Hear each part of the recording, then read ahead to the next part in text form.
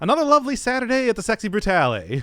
Well, the same Saturday. It's always the same Saturday, but lovely nonetheless. Since last time, I have gotten a new ability to be able to hear even the slightest sounds around me with Trinity's mask, and I'm going to immediately use that by looking into this room and finally figuring out what they're saying. Lucas is the marquee, by the way. It took me a little while to actually figure that out, but Ooh, okay. yeah, his actual name is Lucas Bonds, and we'll be learning a lot about him over the course of this series. Okay, nice. But for right now, the real problem is actually figuring out like who the next person that I should be saving is. Yeah.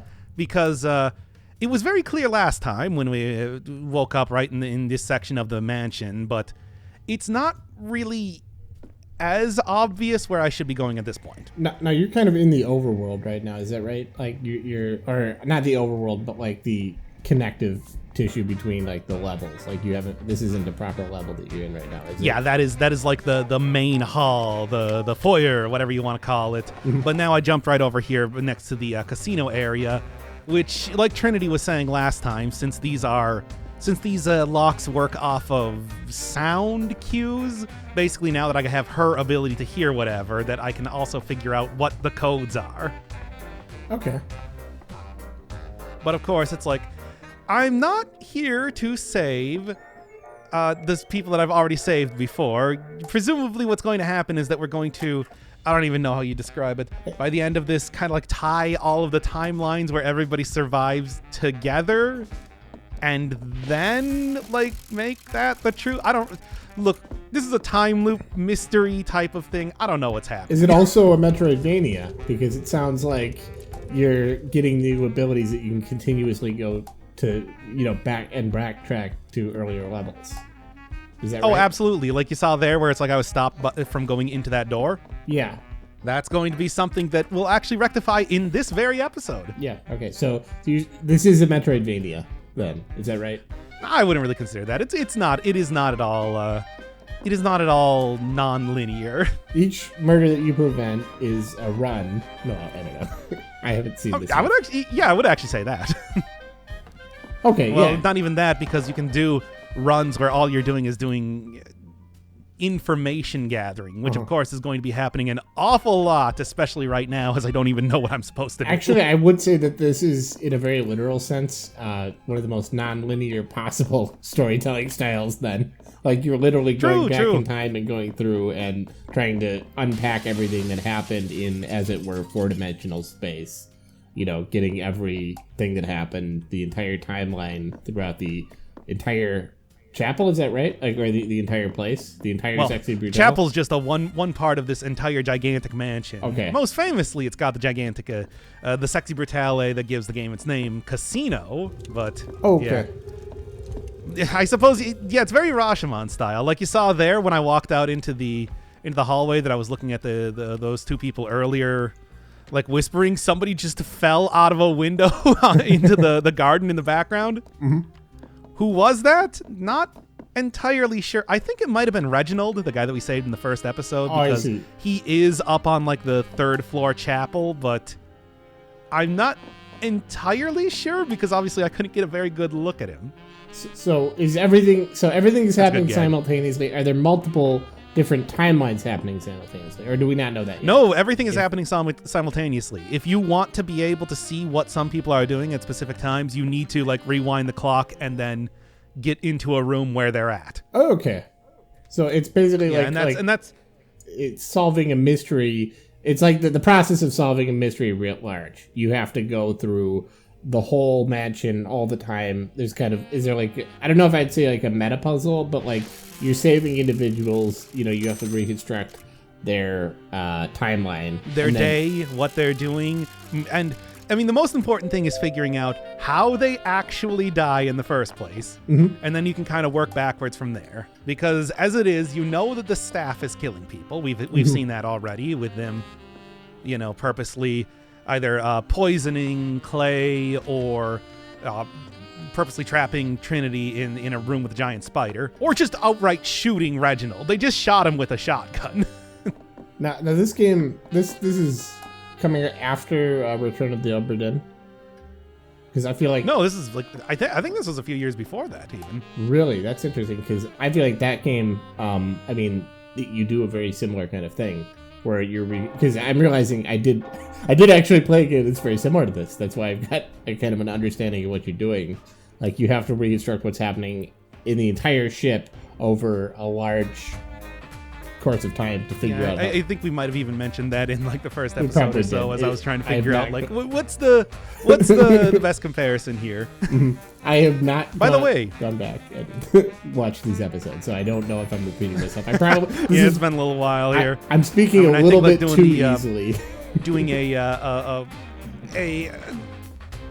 retread of some of the stuff we said before isn't the worst. Yeah. I never actually saw how Clay died last time, so I decided to finally like get over here to see that yes, indeed, he was poisoned by the final shot that he was drinking there. Okay. But also, previously you might have noticed that there was a character with a golden skull mask kind of walking through one of the doors. That's not actually something that happens every time you go to whatever that previous area was at the time that I was there.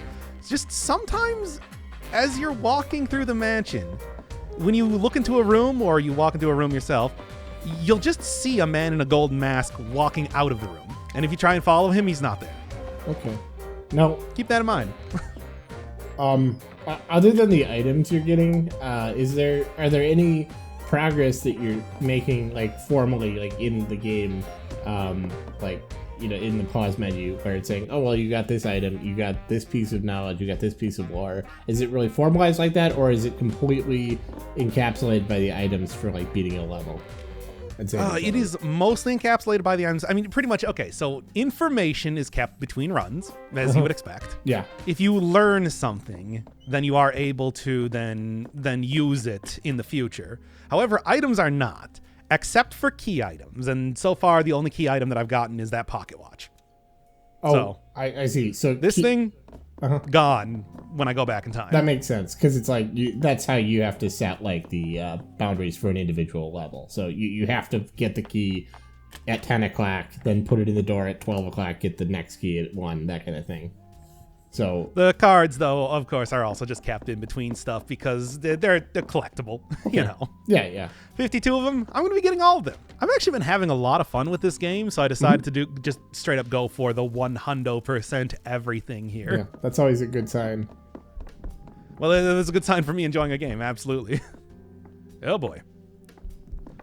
But here, we've never actually been upstairs before because it was kind of impossible to get into the area prior to finding out the passcode, so this seems like the other very obvious. Okay, I didn't realize we were going to come in this room, and for some reason I can't actually walk anywhere right now.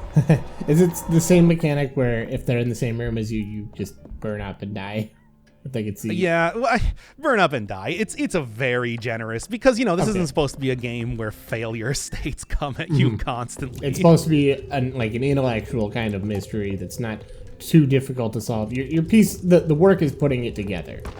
What happened? Right. Okay. And to be honest, it's just like after playing through most of the game, not the entire thing, I still have kind of the finale yet to do, because I want to at least do a few episodes before I can no longer speculate on stuff. But it's like none of the puzzles are super difficult. Yeah, there's somebody falling out of the upper floor. I do like that. There's always just constant sound cues happening around you at specific times, because you'll always hear Reginald getting shot up at the Ooh. Willow Blue, the flame in the dark, clearly intended to be our next victim.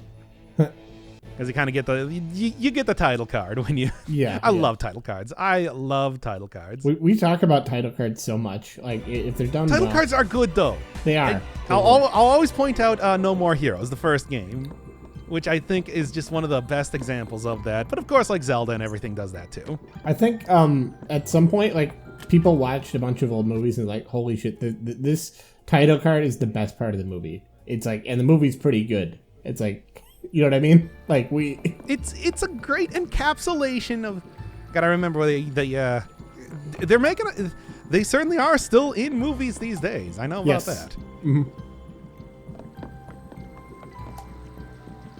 All All right, hope you like hearing about a lot of fish. We're in the, I believe this is called the guest quarters, and for some reason there's a lot of aquariums around here. I don't know. Whatever. I also picked up a hungry charm, which, what is that? I don't know. It's a piranha thing. I don't know. It turns off they should do a piranha. Oh yeah, that would be weird. I don't know. I don't know anything that's happening, which is typical, but I just want to make it clear again. The lamprey, known as the Dark Firebird of the sea. Anyway, I've also gotten... Yeah, so I've got this one key here. I've got Hungry Charm, and I have absolutely no idea what's actually... Oh, no, here we go. Oh, there we go, yeah. There she is, and unfortunately, as you can see on the watch right now, yeah, she's about to die, so... Well, let's see what happens. This is, like, horrifying to watch this in slow motion like this. Just... Oh, gosh. By the way, it's 7 o'clock every day. Well, every day. It's only one day. It's Saturday. You do hear the bell ringing, so... Mm-hmm. There you go. Wow. That's really grim. Now... Well... that's pretty wild. I gotta say... So, just a timeline note. So you're in the timeline where everyone dies, for the most part. Other than the every timeline is the one where everyone dies. I see. And so you can save somebody, but that's only in one timeline to illustrate that it happened, how you saved them. I mean, you do get their, like, superpower mask or whatever, and also maybe, like, extra information about what you need to do for things, but ultimately... I don't even think it's possible to actually save every single person in timeline, nor would it do anything as far as we know. Like, it's just, you're just going to reset at midnight regardless. That was such a... Wow. That was really a brutal scene. Yep. There are some brutal scenes in this game. Yeah, I guess it is Brutale. Or is it Brutale? Did they say Brutale? There's no voice acting in the game. I don't know. Okay. I was like, I thought it was Brutale, but I don't, whatever. I say Brutale, but I also pronounce things wrong to amuse myself, so. Okay, yeah. I'm the same way. Once again, everybody, not a sexy game. All right. A lot of different fish. A lot of different, not very useful things. However, with the key now, I can go and at least start from the clock on this upper floor and get a little bit better idea of what's going on. Though, as of right now, it's like there's still... Okay, so I know how she dies. I don't know why or how I could prevent that right now. Okay. And that's going to be the thing to figure out. But since I'm here and since we still got another 3 hours before I need to... reset the clock, it's just like at least do some looking around. One of the things that I didn't realize at this point in time that I would eventually realize was very helpful was the fact that I do have that one bone key, because it's just like you only get that after she dies, because otherwise it's on her person. I see.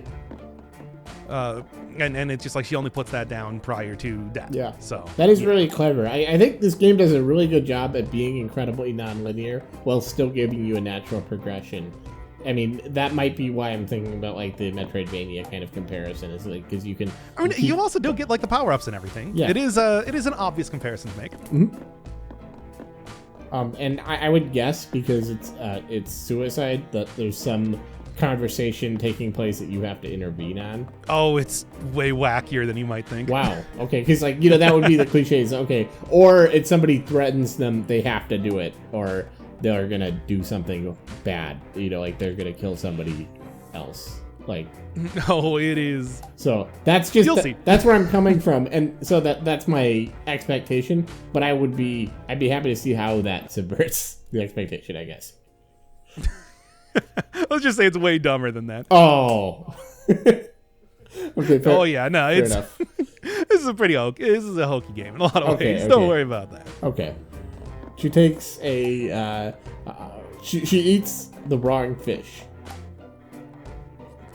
Anyway, I got a hungry charm recipe from looking in there, which I think I was actually probably not intended to get so quickly, but but basically now on my map it's marked off specific places to be taking the charm.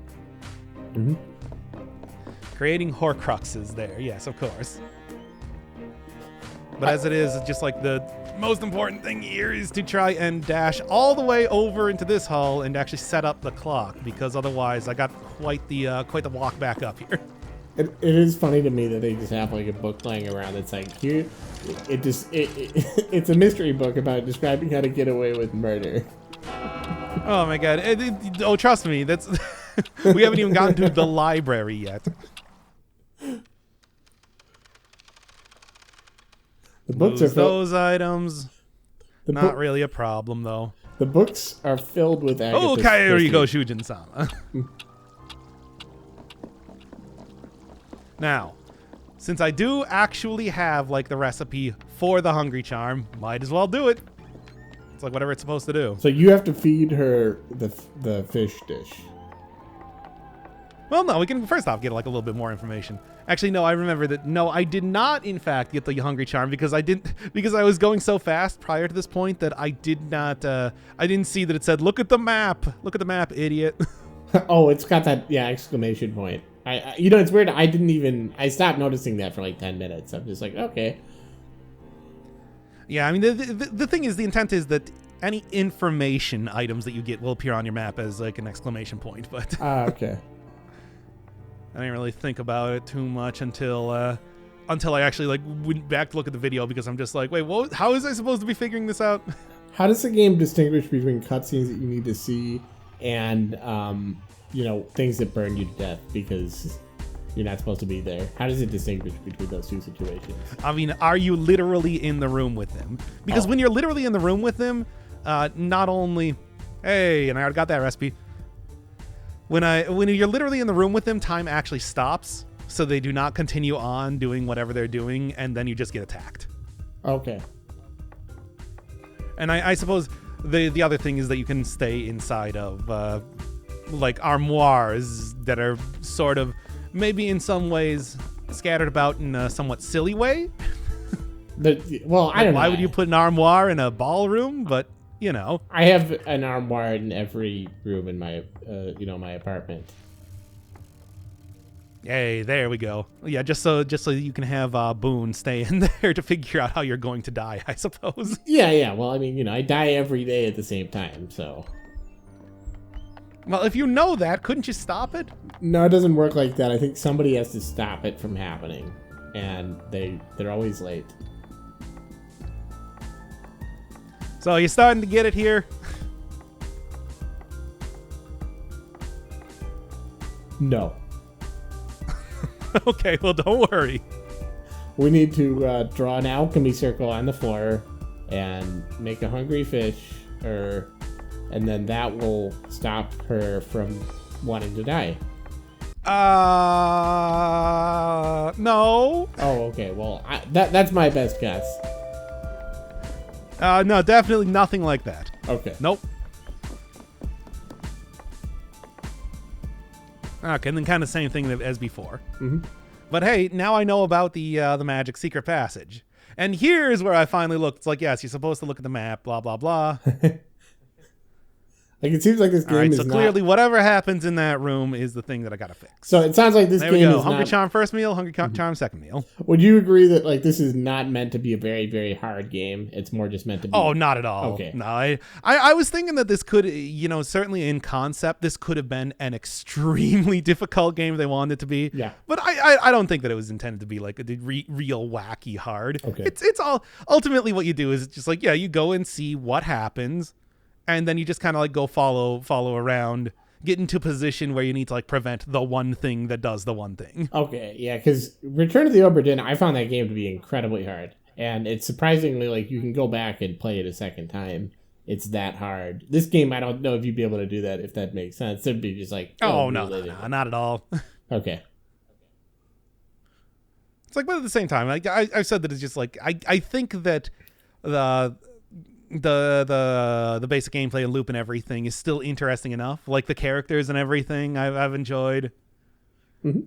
Even if there's a lot of very like hokey, silly parts to it, that I definitely really had a lot of fun with this game. Well, it seems like it's hokey, but it's in the cause of like interesting, like the art design in this game is really interesting. Everything about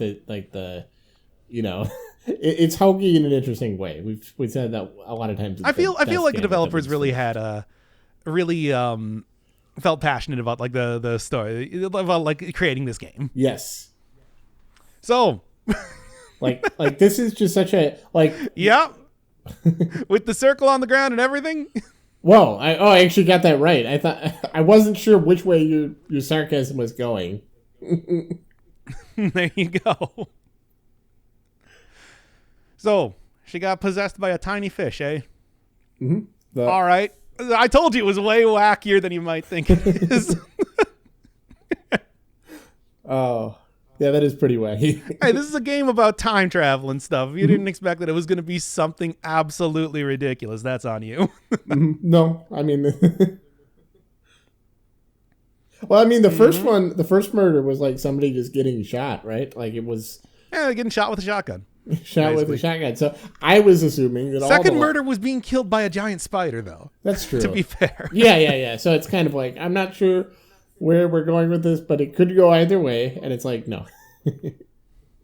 Fish. Nope. And that's definitely going to be true for the rest of the game, too. Okay.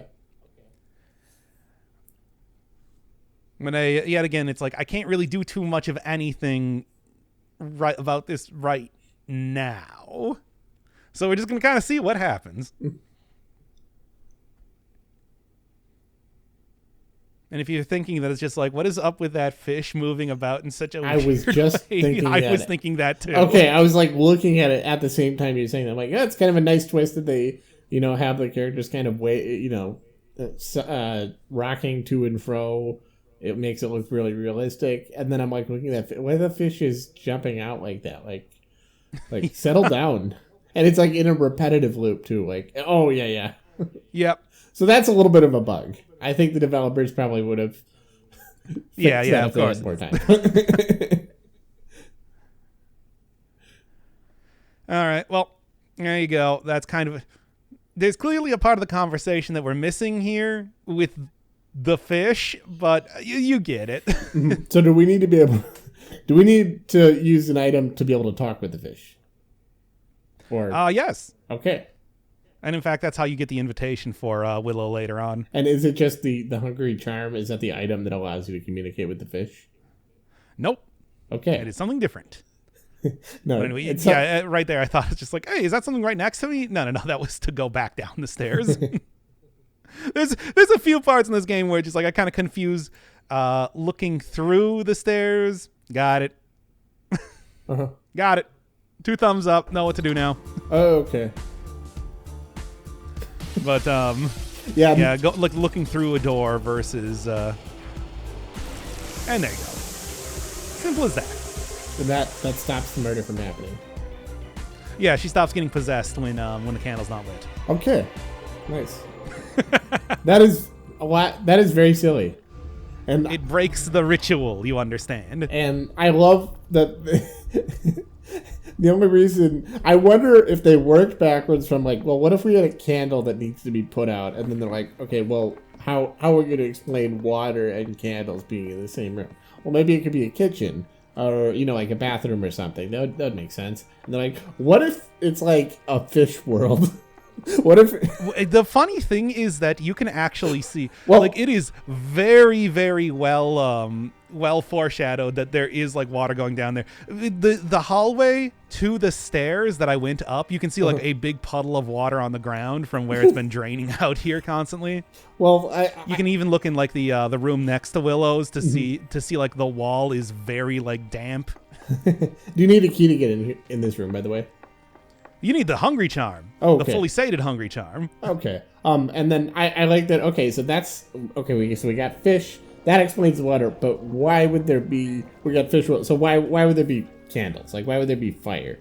Well, actually, the candles are a big part of the gameplay that's about to be coming up right now. What if the fish in the fish world were operating under magical rules and is like they need an alchemy circle that requires candles to be lit. Oh, that's perfect. Yeah. So the fish. Nope. Actually, it's just the candles. Oh, okay. The candles are sentient. The candles are actually going to be appearing in quite a few rooms here to let me see ghosts now. Yes, there's going to be ghosts in this game. This game. Observe. This game rules. And there you go. He's got a little hat on.